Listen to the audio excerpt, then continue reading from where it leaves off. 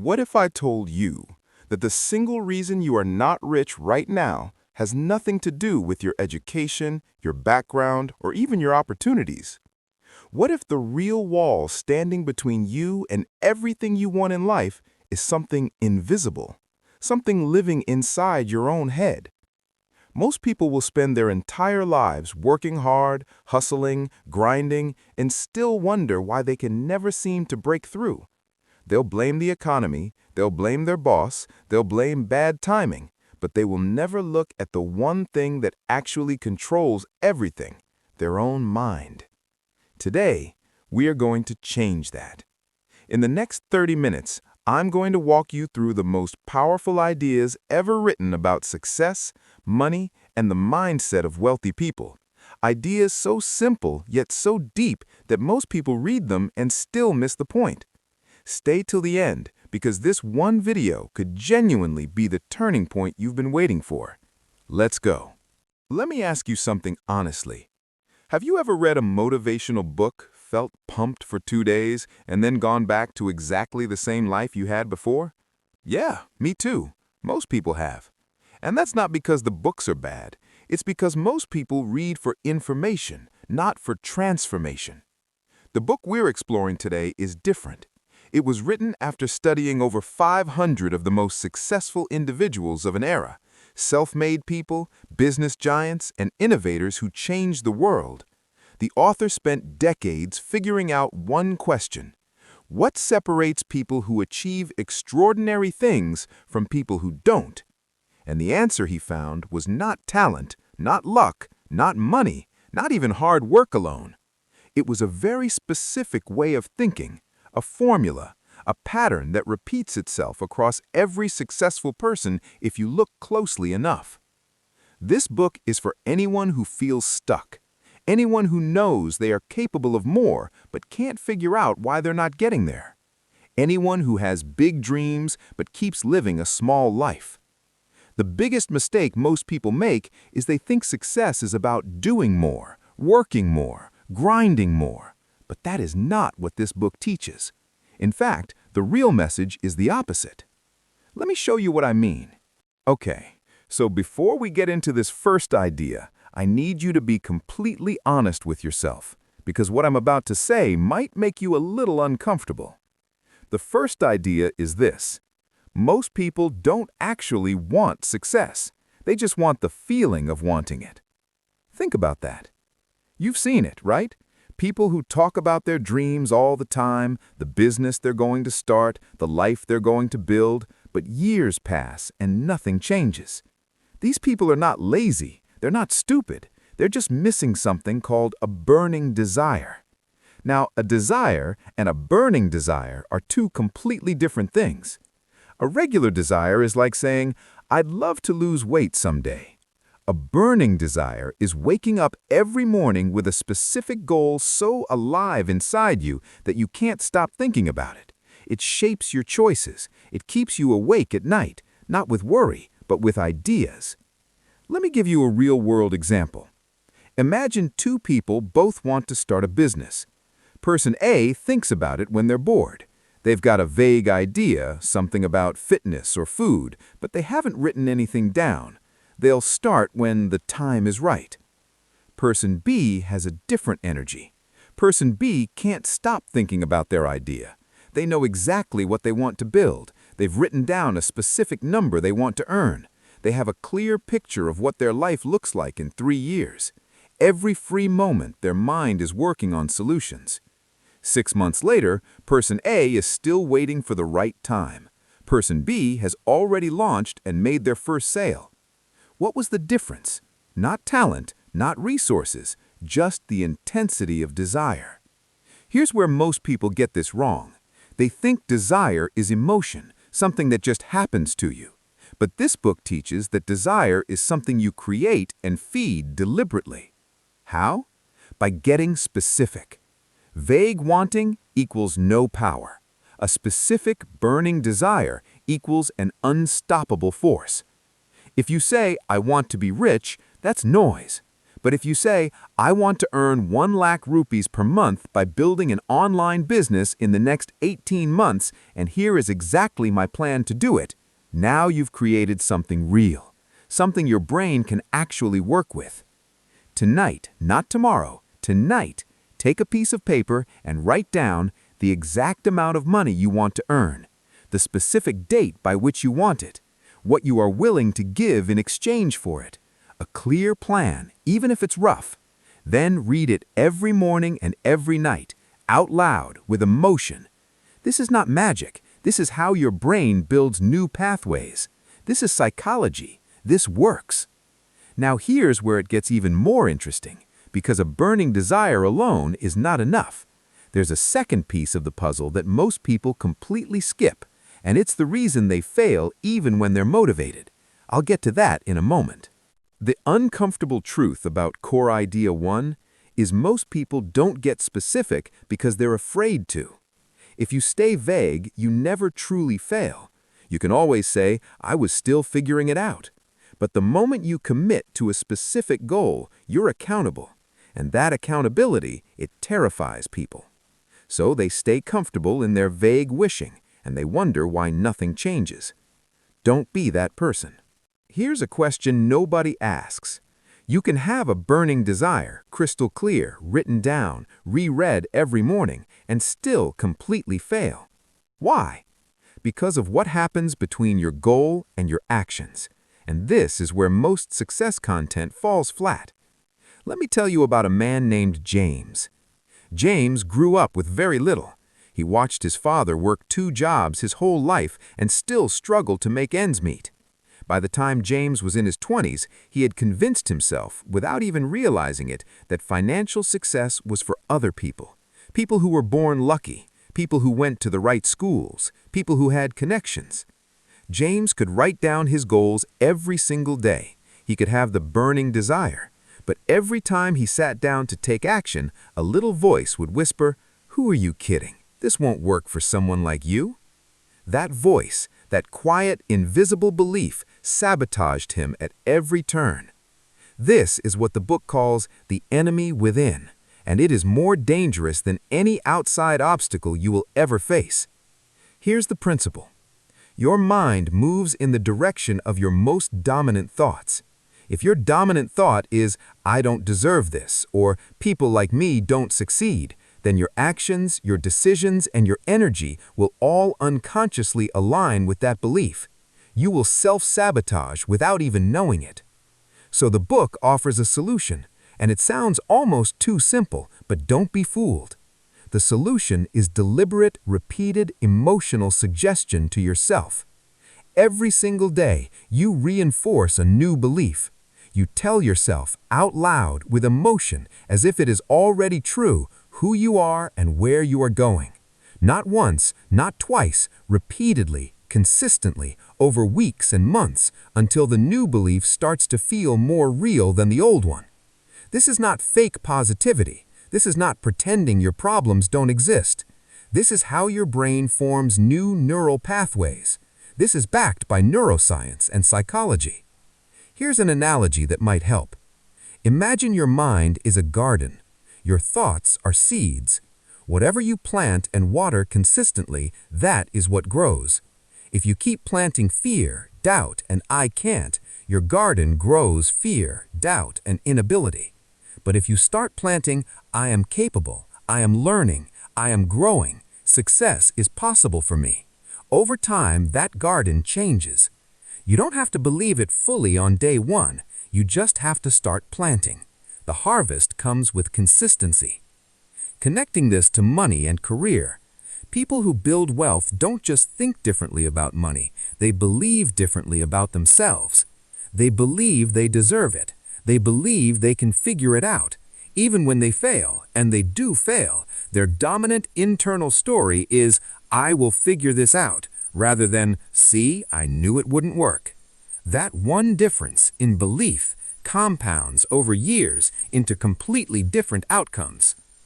Okay, so burning desire, self-belief, that's 2 pieces. But here's the third one, and this is the one that most people in the personal development world completely misuse. It sounds simple, but the way most people apply it is completely backwards. I'll show you exactly what I mean in just a moment. Let me share something with you that changed the way I think about success forever. Right now, as you watch this video, your brain is processing millions of bits of information every second.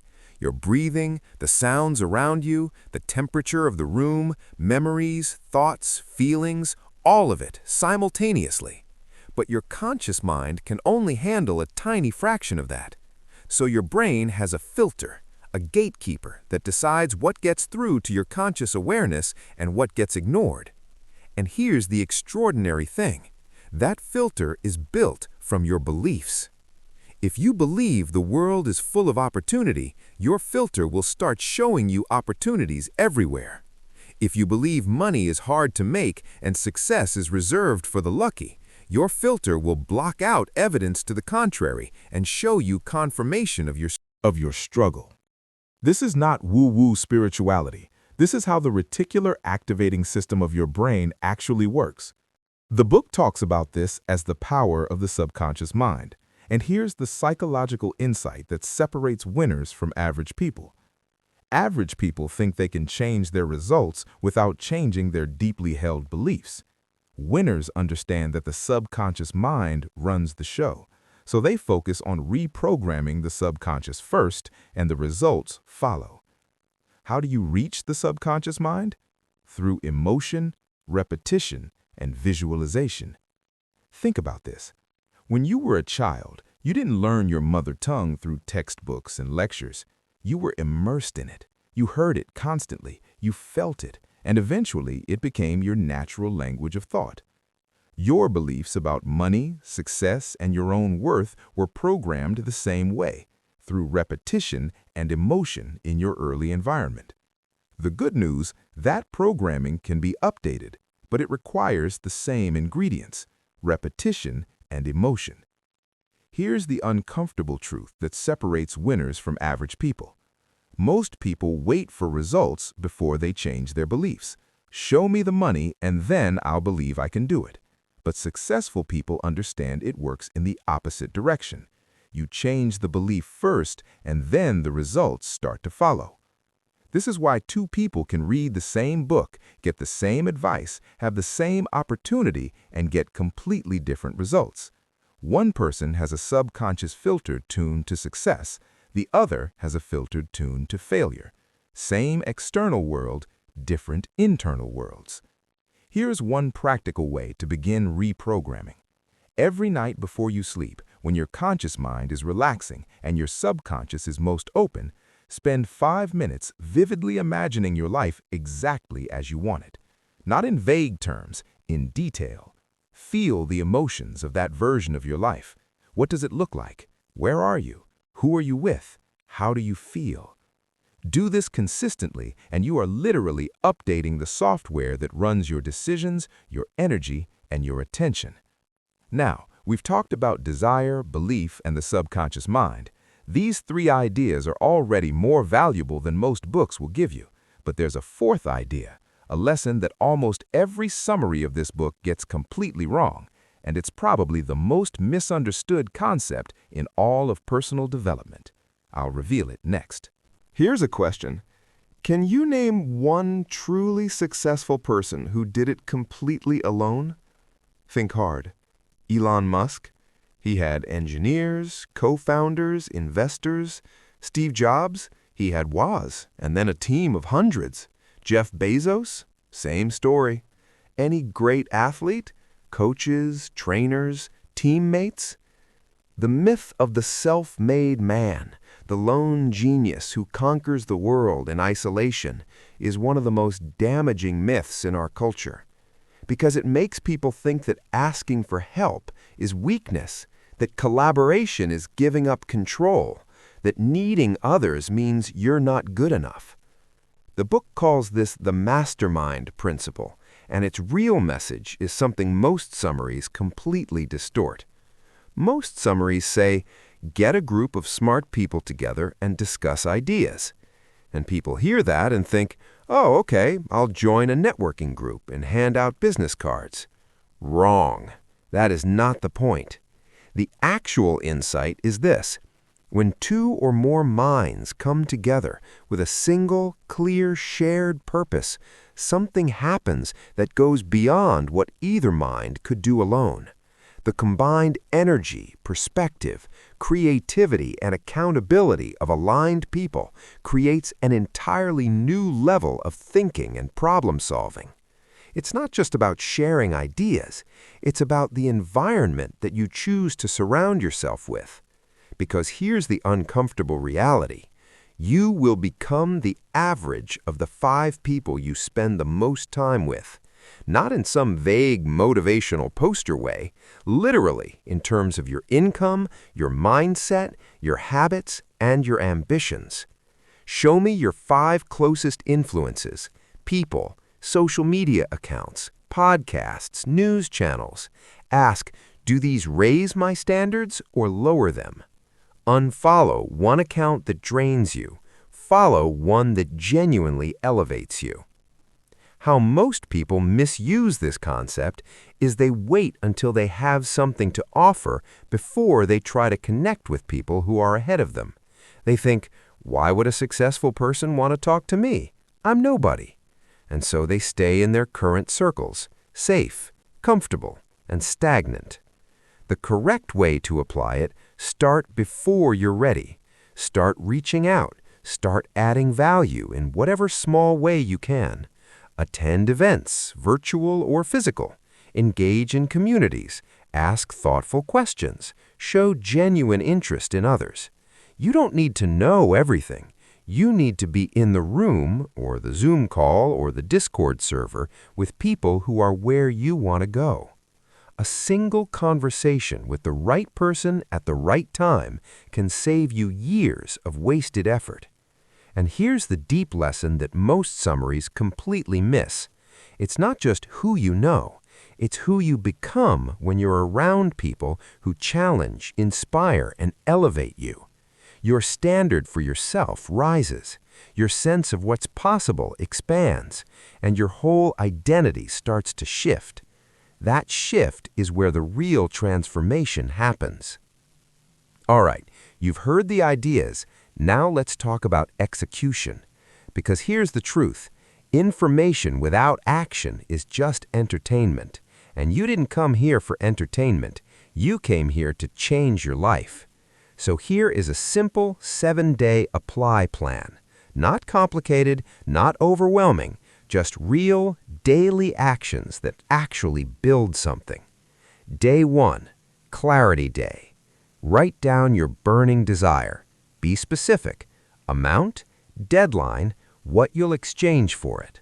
Spend 20 minutes on this. This is the foundation of everything. Day 2, Belief Audit. Take a journal and write down every negative belief you carry about money or success. Rich people are greedy. I'm not smart enough. This kind of success isn't for people like me. Write them all down. Then, right next to each one, write the opposite belief, the one that actually serves you. This is your new script. Day 3, Environment Inventory. Look honestly at the 5 biggest influences in your life: people, social media accounts, podcasts, news channels. Ask, do these raise my standards or lower them? Unfollow one account that drains you. Follow one that genuinely elevates you. Day 4, Visualization Habit. Start your 5-minute nightly visualization practice tonight. Write down in detail what your ideal life looks like. Use that as your mental movie before sleep. Do it tonight and every night this week. Day 5, Daily Affirmation. Write a 3-sentence statement of who you are becoming. Read it out loud with emotion, once in the morning and once at night, even if you feel silly, especially if you feel silly. Day 6, Reach Out. Identify one person who is living the kind of life you want, in business, in finance, in mindset. Reach out, not to ask for anything, just to connect, learn, or express admiration. One message, just do it.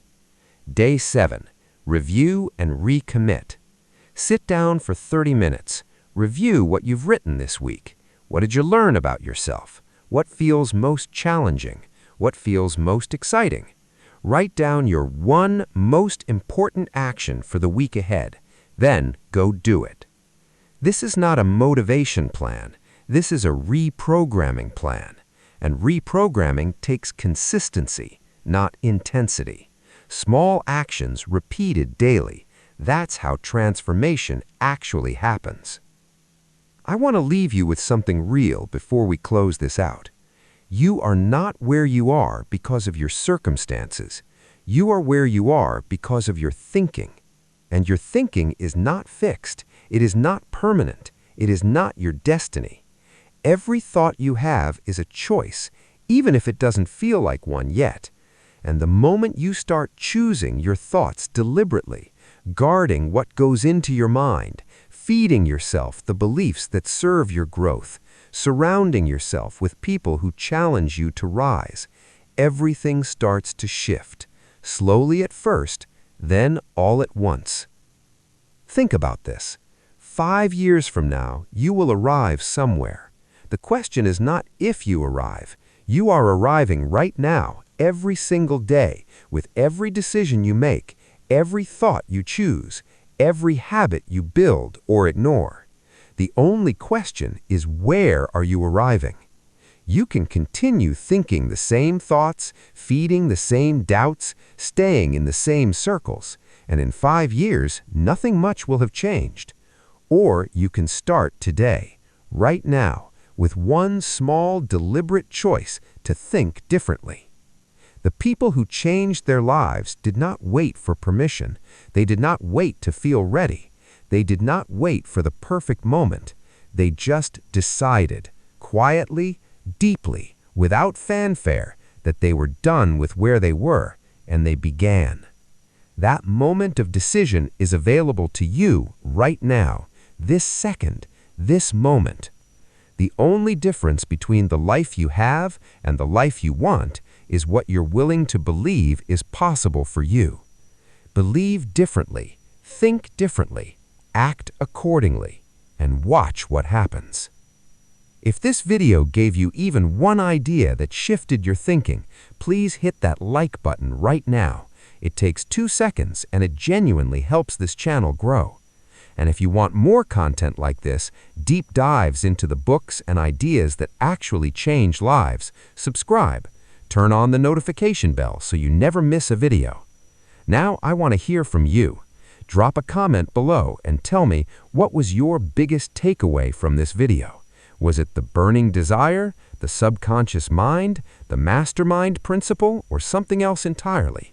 Write it down, because the act of writing it makes it real. Thank you for watching all the way to the end. That tells me you are serious about your growth, and I respect that. Now, go, do the work. The life you want is waiting.